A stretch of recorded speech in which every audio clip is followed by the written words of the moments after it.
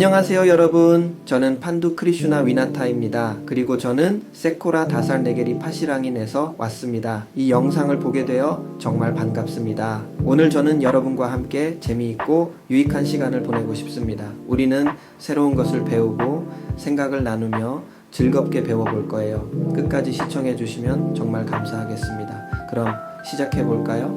Halo semuanya, dalam video ini saya akan membagikan refleksi saya setelah mempelajari modul 3 tentang kecerdasan artifisial atau KA. Kita akan bahas 3 hal penting: keterbatasan KA, dampaknya di sekolah, dan prinsip etika yang perlu kita pegang saat menggunakan KA, khususnya di lingkungan pendidikan. Yuk, kita mulai dengan memahami batasan dari KA. Keterbatasan pertama dari KA adalah tidak memiliki kreativitas sejati atau pemahaman kontekstual yang mendalam. Mesin KA hanya bisa belajar dari pola dalam data, tapi tidak bisa benar-benar memahami seperti manusia. KA tidak punya intuisi, tidak bisa menafsirkan konteks sosial, dan tentu saja tidak bisa merasakan emosi. Ini membuatnya sulit untuk menangani situasi yang memerlukan empati atau pemikiran abstrak. Keterbatasan kedua adalah KA sangat bergantung pada data. Jika data yang digunakan salah, bias, atau tidak lengkap, maka hasil atau prediksi dari KA bisa keliru. Bahkan, KA bisa memperkuat ketidakadilan jika datanya tidak representatif. KA tidak bisa berpikir sendiri, dia hanya secerdas data yang diberikan. Menurut modul, semakin baik data, semakin akurat hasilnya, dan sebaliknya. Lalu, bagaimana dampaknya di sekolah?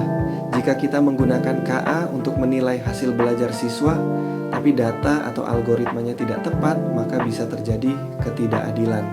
Misalnya, jika aplikasi penilaian otomatis tidak memahami konteks jawaban siswa, hasilnya bisa menyesatkan. Atau kalau aplikasi pembelajaran adaptif salah mengidentifikasi kebutuhan siswa, maka bisa menghambat pembelajaran, bukan membantu. Lalu kita lanjut ke pembahasan selanjutnya, yaitu prinsip etika KA. Prinsip pertama adalah transparansi. KA harus bisa dijelaskan. Jika sekolah menggunakan sistem rekomendasi belajar berbasis KA, guru dan siswa harus tahu bagaimana rekomendasi itu dibuat, bukan sekadar ikut saja. Lalu, prinsip kedua adalah akuntabilitas. Harus ada pihak yang bertanggung jawab jika KA membuat keputusan yang salah. Misalnya, jika sistem penilaian otomatis memberikan nilai yang keliru, maka guru atau pengelola platform harus turun tangan untuk memperbaikinya. Prinsip ketiga adalah adil dan non-diskriminatif. KA bisa mewarisi bias dari data yang diberikan manusia. Misalnya, aplikasi pengenalan wajah mungkin lebih akurat pada siswa berkulit terang jika data latihannya tidak beragam. Di sekolah, kita harus pastikan KA tidak merugikan kelompok tertentu. Prinsip keempat adalah privasi. Banyak KA mengumpulkan data siswa.